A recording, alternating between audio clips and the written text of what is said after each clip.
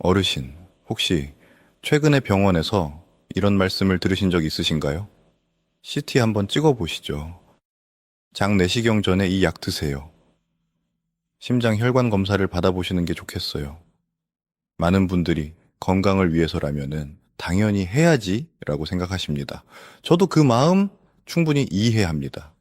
그런데 어르신, 오늘 제가 드릴 이야기는 조금 다릅니다.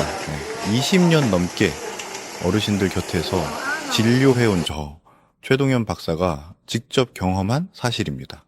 병원에서 흔히 권하는 검사들 중에는 어르신 연세와 몸 상태에 따라 소중한 콩팥에 조용히 부담을 줄 수 있는 것들이 있습니다.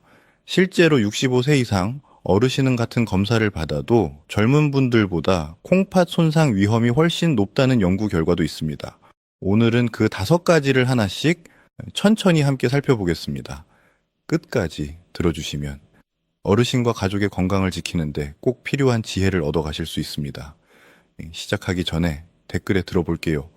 3글자만 남겨주세요. 제가 끝까지 함께 하겠습니다. 그리고 한 가지 먼저 말씀드리고 싶은 것이 있습니다. 오늘 드리는 말씀은 어르신의 건강을 걱정하는 마음으로 준비한 참고 정보입니다. 실제 검사나 치료에 관한 결정은 반드시 주치의 선생님과 상의해 주시기 바랍니다. 어르신, 본격적으로 시작하기 전에 우리 콩팥이 어떤 일을 하는지 잠깐 함께 생각해 보겠습니다. 집에 정수기 있으신가요? 콩팥은 바로 우리 몸속 정수기입니다. 하루에 무려 200리터 가까운 혈액을 걸러내고 노폐물은 소변으로 내보내고 깨끗한 혈액은 다시 몸으로 돌려보냅니다. 조용히 쉬지 않고 평생 그 일을 합니다. 그런데 어르신, 정수기 필터도 오래 쓰면 닳기 마련이지요. 우리 콩팥도 마찬가지입니다. 70세가 넘으시면은 콩팥 기능이 젊었을 때의 절반 가까이 줄어드는 것이 자연스러운 변화입니다. 이것은 병이 아닙니다. 세월이 만든 변화입니다. 문제는 이 상태에서 콩팥에 갑자기 큰 부담이 생길 때입니다. 여기서 꼭 알아두셔야 할 숫자가 하나 있습니다. 바로 EGFR, 영어로 EGFR이라고 합니다. 콩팥이 1분에 혈액을 얼마나 걸러낼 수 있는지를 나타내는 숫자입니다. 건강한 젊은 분은 보통 90 이상입니다. 70세 어르신은 60에서 70 사이가 정상 범위입니다. 이 숫자가 60 아래로 내려가면 콩팥이 조금 힘들어하고 있다는 신호입니다. 30 아래로 떨어지면은 정수기 필터가 30%밖에 남지 않은 상태라고 생각하시면 됩니다. 어르신, 혹시 지난 건강검진 결과지에서 이 숫자를 보신 적 있으신가요? 크레아티닌이라는 항목 옆에 함께 적혀 있을 겁니다. 다음에 진료 받으실 때 꼭 한번 물어보세요. 선생님, 제 EGFR이 얼마인가요? 그리고 콩팥이 힘들 때 몸이 보내는 신호도 알아두시면 좋습니다. 이유 없이 몸이 무겁고 피곤하실 때, 아침에 일어나면은 발목이나 눈 아래가 살짝 부어 있을 때, 소변에 거품이 평소보다 많이 생길 때, 밤에 화장실을 예전보다 자주 가실 때, 이런 변화가 느껴지신다면 콩팥이 조용히 손을 흔들고 있는 것일 수 있습니다. 오늘 말씀드릴 5가지 검사는 모두 병원에서 흔히 권하는 것들입니다. 나쁜 검사가 아닙니다. 다만 어르신 몸 상태에 따라 콩팥에 예상보다 큰 부담을 줄 수 있다는 것, 그것을 미리 알고 계시는 것과 모르고 계시는 것은 큰 차이가 있습니다. 이제 첫 번째 이야기를 시작하겠습니다. 어르신, 첫 번째로 말씀드릴 것은 아마 가장 많은 분들이 경험하셨을 검사입니다.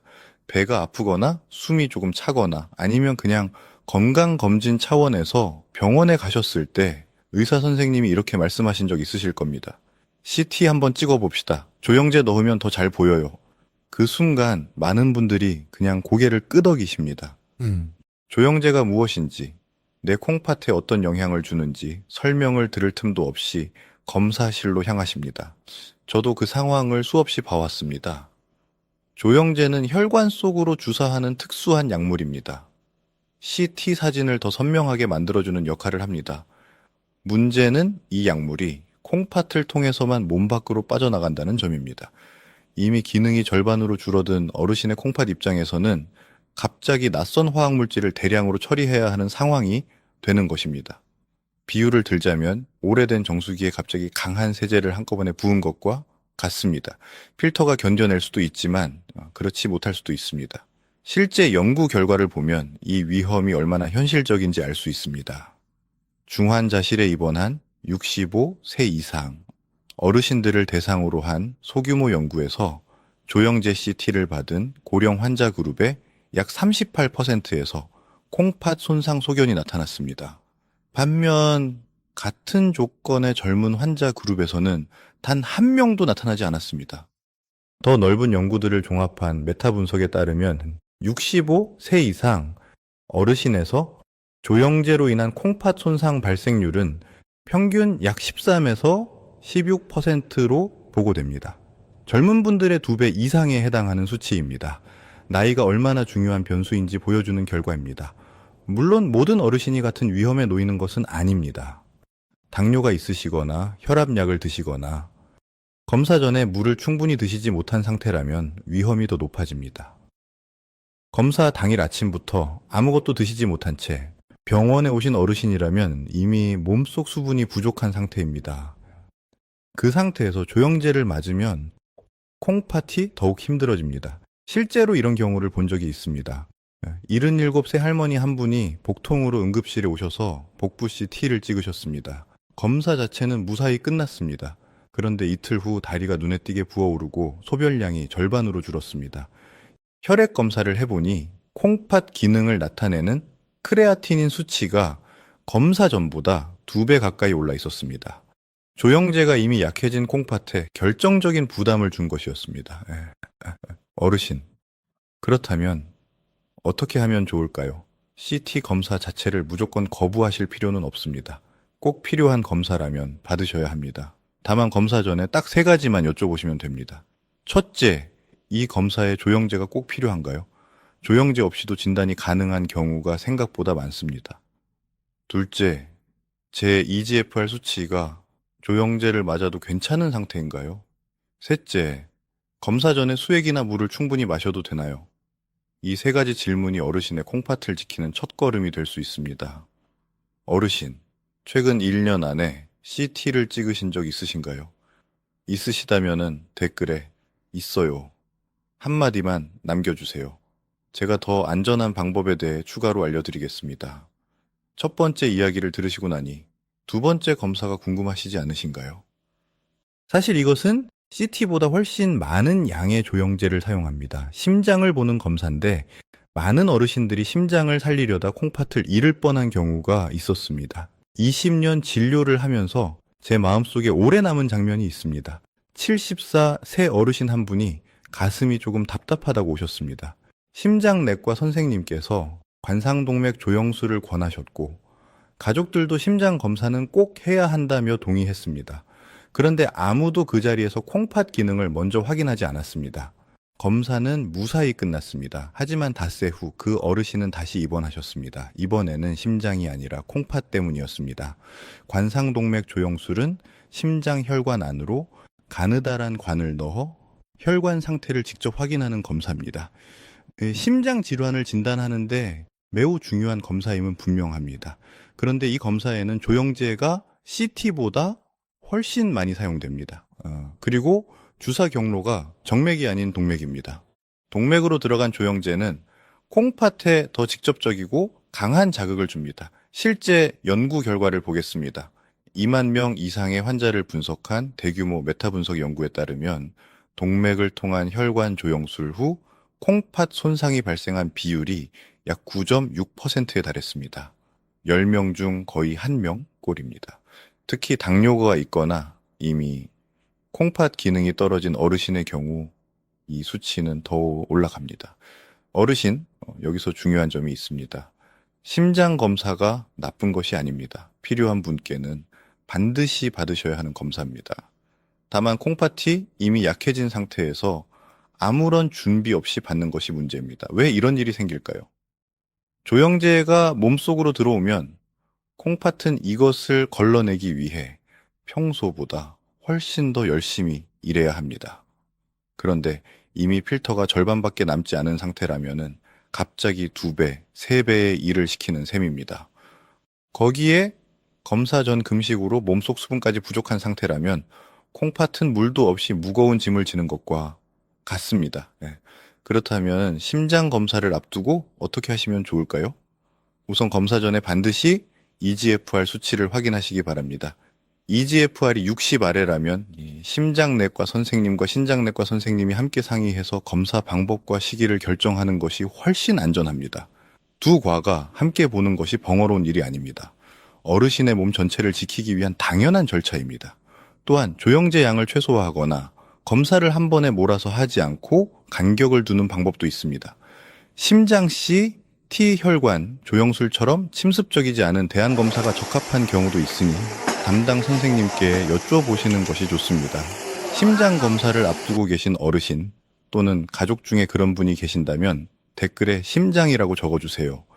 준비 과정에서 꼭 알아야 할 것들을 더 자세히 알려드리겠습니다. 심장 검사 이야기를 들으시고 나니 많은 분들이 이렇게 생각하실 것 같습니다. 그럼 MRI는 괜찮겠지? 방사선도 없고 조영제도 다르다던데. 그런데 그 생각이 맞을 수도 있고 맞지 않을 수도 있습니다. 조건이 있습니다. 세 번째 이야기가 바로 그것입니다. 어르신, 솔직하게 여쭤보겠습니다. MRI는 방사선이 없으니까 CT보다 안전하다고 생각하고 계신가요? 많은 분들이 그렇게 알고 계십니다. 저도 진료실에서 그 말씀을 정말 자주 듣습니다. MRI는 괜찮대요. 방사선 없잖아요. 틀린 말이 아닙니다. MRI 자체는 자기장을 이용하기 때문에 방사선이 없는 것이 맞습니다. 그런데 문제는 MRI를 찍을 때 함께 사용하는 조영제입니다. 가돌리늄이라는 물질을 혈관 속에 주사해서 사진을 더 선명하게 만드는데 이 가돌리늄도 결국 콩팥을 통해 몸 밖으로 빠져나가야 합니다. 콩팥이 튼튼한 분이라면 문제없이 빠져나갑니다. 그런데 콩팥 기능이 많이 떨어진 어르신이라면 이 물질이 몸속에 더 오래 머물게 됩니다. 오래된 정수기 필터를 천천히 통과하는 것처럼 시간이 걸리고 그 사이에 조직에 영향을 줄 수 있습니다. 그렇다면은 실제로 얼마나 위험할까요? 여기서 좋은 소식과 함께 주의해야 할 점을 말씀드리겠습니다. 울른 박사 연구팀이 2020년 미국 의학회 뇌과학 저널에 발표한 대규모 메타 분석 연구가 있습니다. 콩팥 기능이 매우 낮은 EGFR 30 미만인 환자 4,931명에게 현재 가장 안전한 계열로 분류되는 가돌리늄 조영제를 사용했을 때 신장성 전신 섬유화라는 심각한 합병증이 발생한 사례는 단 한 건도 없었습니다. 발생률의 상한선이 0.07% 미만이었습니다. 이것은 분명히 좋은 소식입니다. 현재 대부분의 병원에서 사용하는 최신 세대 가돌리늄 조영제는 과거에 비해 훨씬 안전해졌습니다. 그런데 어르신, 여기서 반드시 알아두셔야 할 것이 있습니다. 모든 병원이 같은 종류의 가돌리늄을 사용하는 것은 아닙니다. 조영제에는 안전성이 높은 계열과 상대적으로 위험성이 있는 계열이 있습니다. 병원마다 검사 종류마다 다를 수 있습니다. 그래서 어르신께서는 MRI 검사 전에 딱 한 가지만 여쭈어보시면 됩니다. 이번에 사용하는 가돌리늄 조영제는 어떤 종류인가요? 콩팥이 약한 사람에게도 안전한 계열인가요? 이 한마디가 어르신을 지킬 수 있습니다. 또 한 가지입니다. EGFR이 30 미만이신 어르신이라면 조영제 없이 MRI를 찍는 방법도 상당수 경우에 충분한 정보를 줄 수 있습니다. 척추, 관절, 뇌의 많은 부분은 조영제 없이도 확인이 가능합니다. 조영제 없이 찍으면 어떤 정보를 잃게 되나요? 라고 여쭤보시고 반드시 필요한 경우에만 사용하는 것이 지혜로운 선택입니다. 실제로 이런 경우가 있었습니다.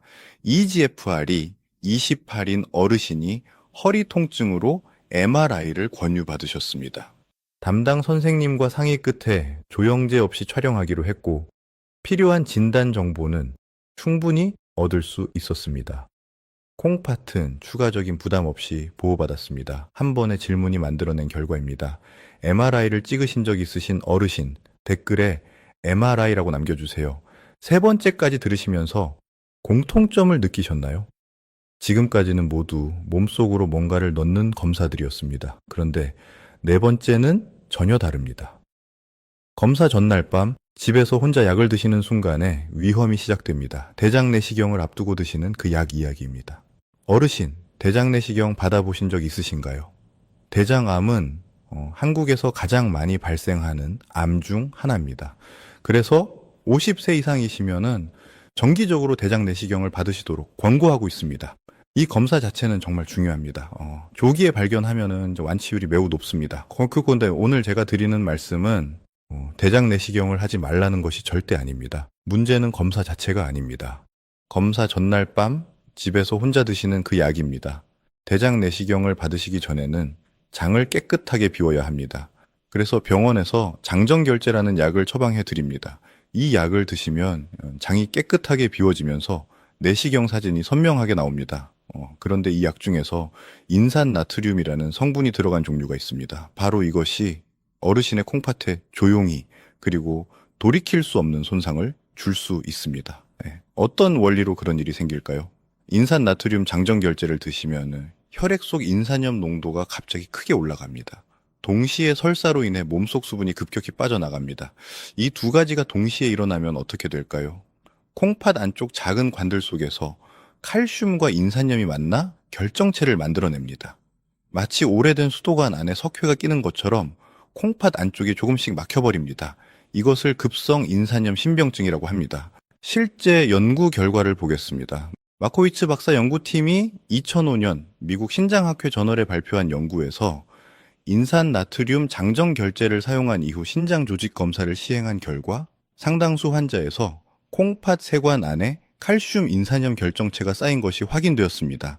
이 중 4명은 결국 평생 투석을 받아야 했고 나머지 환자들도 모두 만성 신부전으로 진행되었습니다.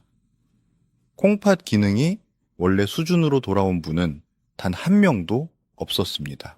한국건강보험심사평가원 자료를 바탕으로 한 연구에서도 비슷한 결과가 나왔습니다. 50세 이상에서 인산나트륨 장정결제를 사용한 후 일주일 이내 급성 신부전 발생 위험이 그렇지 않은 경우보다 3.7배나 높았습니다.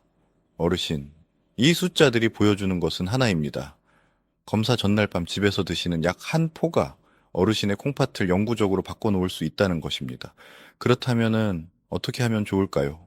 다행히 지금은 훨씬 안전한 대안이 있습니다. 폴리에틸렌 글리콜, 줄여서 PEG라고 부르는 장정결제입니다. 인산 나트륨보다 마셔야 하는 양이 조금 많아서 불편하실 수 있습니다. 그런데 콩팥에 주는 부담은 비교할 수 없을 만큼 적습니다. 대장 내시경을 예약하실 때 담당 선생님께 이렇게 여쭤보시면 됩니다. 저는 콩팥이 좀 약한 편인데 PEG 계열 장정결제로 바꿀 수 있을까요? 그리고 한 가지 더 당부드립니다. 어떤 장정결제를 드시든 준비 과정에서 물을 충분히 드시는 것이 매우 중요합니다. 장정결제를 드시는 동안 몸속 수분이 빠르게 빠져나가기 때문에 의료진이 안내하는 수분 섭취량을 반드시 지켜주셔야 합니다. 물 한 잔이 어르신의 콩팥을 지키는 방패가 됩니다. 대장 내시경 예약을 앞두고 계신 어르신, 댓글에 대장이라고 남겨주세요. 준비 과정에서 꼭 확인하셔야 할 것들을 더 자세히 알려드리겠습니다. 4가지를 말씀드렸습니다. 그런데 어르신, 사실 가장 많은 분들이 모르고 계신 위험은 지금부터입니다. 검사가 모두 끝난 후 집에 돌아가서 통증이 있다고 약장에서 꺼낸 약 한 알. 바로 그 순간이 콩팥에 가장 결정적인 타격을 줄 수 있습니다. 어르신 20년 진료를 하면서 가장 마음이 아팠던 순간들이 있습니다. 검사는 잘 끝났습니다. 의사 선생님도 수고하셨어요, 잘 됐어요 라고 하셨습니다. 어르신은 안도하며 집으로 돌아가십니다.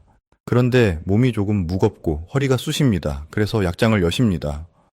거기에는 오래전부터 드시던 소염 진통제가 있습니다. 이부프로펜이든 디클로페나기든 흔히 아는 그 파란 알약입니다. 한 알 드십니다. 별 생각 없이 바로 그 순간이 콩팥에 가장 위험한 순간일 수 있습니다. 왜 그럴까요? 설명을 드리겠습니다. 많은 어르신들이 혈압약과 이뇨제를 함께 드시고 계십니다. 혈압약 중에서 ARB 계열, 로사르탄이나 발사르탄 같은 약 또는 AC, 이 억제제 계열인 에날라프릴, 페린도프릴 같은 약이 대표적입니다. 이뇨제는 프로세미드나 하이드로클로로티아지드 같은 것들입니다. 이 약들은 각각 어르신의 심장과 혈압을 지키기 위해 꼭 필요한 약들입니다. 혼자서는 문제가 없습니다. 그런데 여기에 소염 진통제를 더하면 어떻게 될까요? 콩팥으로 들어오는 혈관과 나가는 혈관이 있습니다. 이뇨제는 수분을 빼내어 콩팥으로 가는 혈액량 자체를 줄입니다. ARB와 AC, 이 억제제는 콩팥에서 나가는 혈관을 넓혀서 압력을 떨어뜨립니다. 소염 진통제는 콩팥으로 들어오는 혈관을 좁혀버립니다. 세 가지가 동시에 작용하면 콩팥은 들어오는 혈액도 없고 나가는 압력도 없는 상태가 됩니다. 마치 수도관 앞뒤를 모두 잠가버린 것과 같습니다. 콩팥이 일을 멈춰버립니다. 의학계에서는 이것을 삼중 위험 조합, 영어로 트리플 위미라고 부릅니다. 세 방향에서 동시에 콩팥을 압박하는 상황입니다. 실제 연구 결과를 보겠습니다. 라피 박사 연구팀이 2013년 영국 의학 저널에 발표한 대규모 연구에서 약 50만 명의 환자를 평균 6년간 추적 관찰했습니다. 이 세 가지 약을 동시에 복용한 환자들은 그렇지 않은 환자들보다 급성 신부전 발생 위험이 31% 더 높았으며 특히 복용 시작 후 첫 30일 이내에 위험이 가장 높게 나타났습니다. 그리고 검사 후 탈수 상태에서 이 조합이 만들어지면 그 위험은 훨씬 더 커집니다. 어르신, 검사 후 몸이 힘드신 것은 당연합니다. 금식도 하셨고 조영제도 맞으셨고 몸속 수분도 많이 빠져나간 상태입니다. 바로 그 탈수 상태에서 소염 진통제를 드시면 이미 약해진 콩팥이 마지막 한 방을 맞는 것과 같습니다. 그렇다면 검사 후 통증이 있을 때 어떻게 하시면 좋을까요? 소염 진통제 대신 아세트아미노펜, 우리가 흔히 타이레놀이라고 부르는 약은 콩팥에 훨씬 부담이 적습니다. 물론 이것도 용량과 횟수를 지키셔야 합니다. 하지만 이부프로펜이나 디클로페낙보다는 검사 후 일시적인 통증에 훨씬 안전한 선택입니다. 그리고 검사 후 최소 이틀은 물을 평소보다 더 많이 드셔야 합니다. 몸속 조영제나 약물 성분이 콩팥을 통해 빠져나가려면 충분한 수분이 반드시 필요합니다. 따뜻한 물을 1시간마다 한 잔씩 의식적으로 드시는 것이 좋습니다. 또 한 가지 중요한 점이 있습니다. 검사 후 며칠 안에 이런 변화가 느껴지신다면 반드시 병원에 연락하셔야 합니다.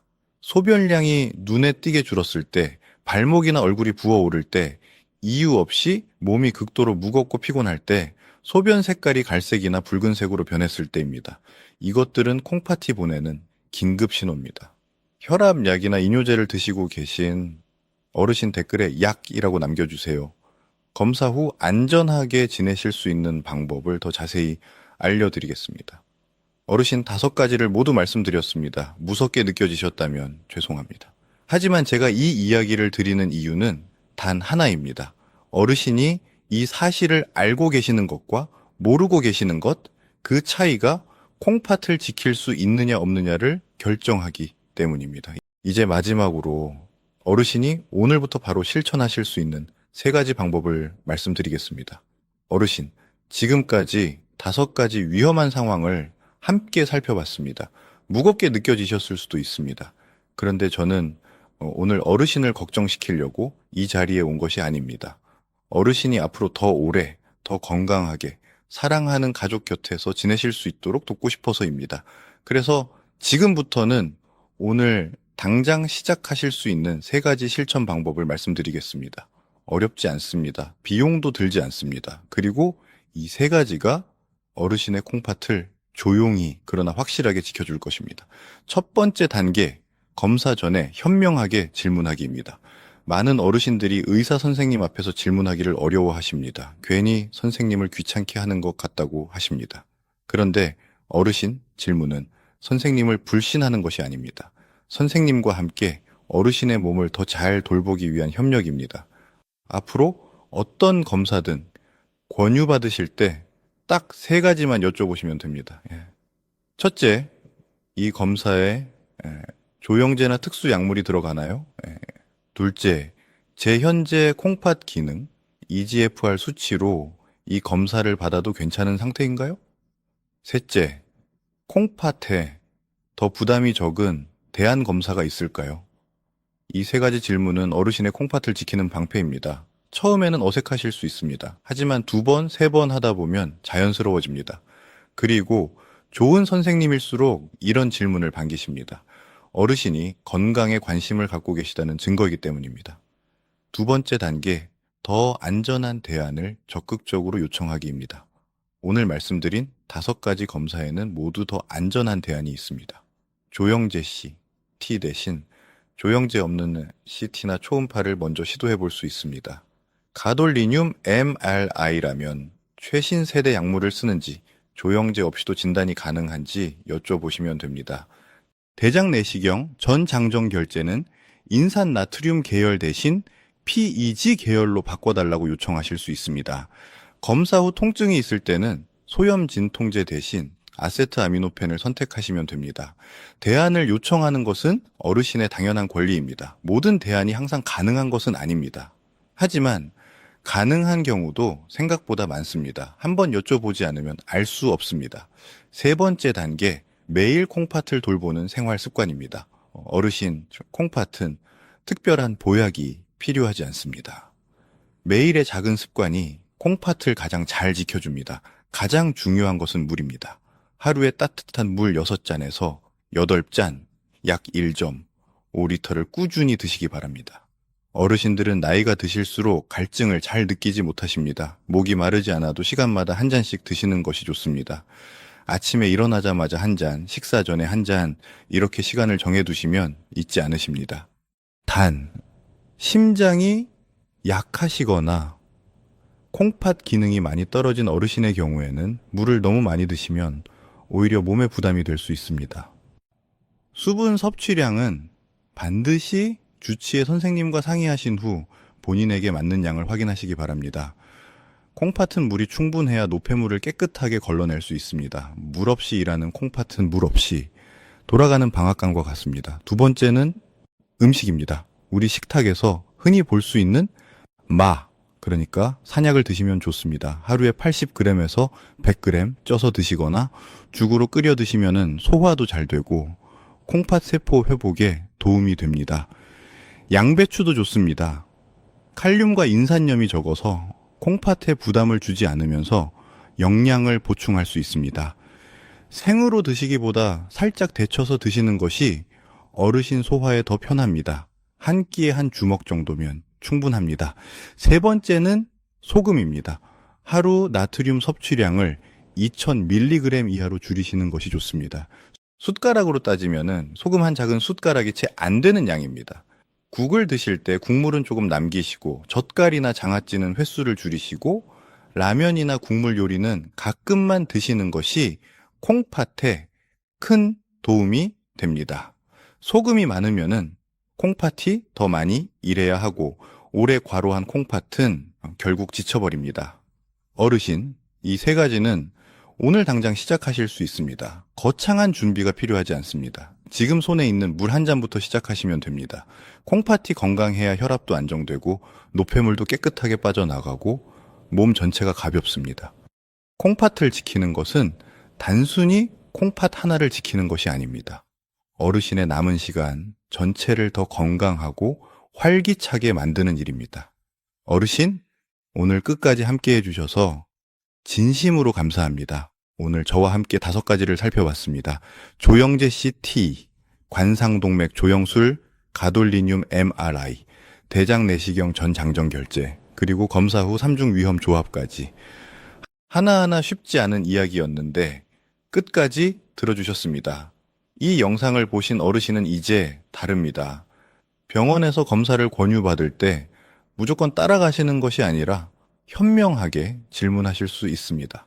그 한 가지 변화가 어르신의 콩팥을 그리고 어르신의 건강 전체를 지킬 수 있습니다. 한 가지만 꼭 기억해 주십시오. 오늘 말씀드린 내용은 어르신의 건강을 걱정하는 마음으로 준비한 참고 정보입니다. 실제 검사 여부나 약물에 관한 결정은 반드시 어르신의 주치의에 선생님과 함께 상의하셔야 합니다. 모든 분의 몸 상태는 다르고 가장 잘 아시는 분은 어르신을 오래 진료해온 선생님입니다. 오늘 영상이 도움이 되셨다면 댓글에 실천할게요. 한마디만 남겨주세요. 제가 한 분 한 분 읽고 따뜻하게 답해드리겠습니다. 구독과 좋아요, 알림 설정도 꼭 눌러주십시오. 다음 영상에서는 식사 후 콩팥이 보내는 3가지 신호, 많은 분들이 그냥 지나치는 그 신호들에 대해 말씀드리겠습니다. 어르신 건강하게 오래오래 사랑하는 가족 곁에 계십시오. 저 최동현 박사는 항상 어르신 곁에 있겠습니다.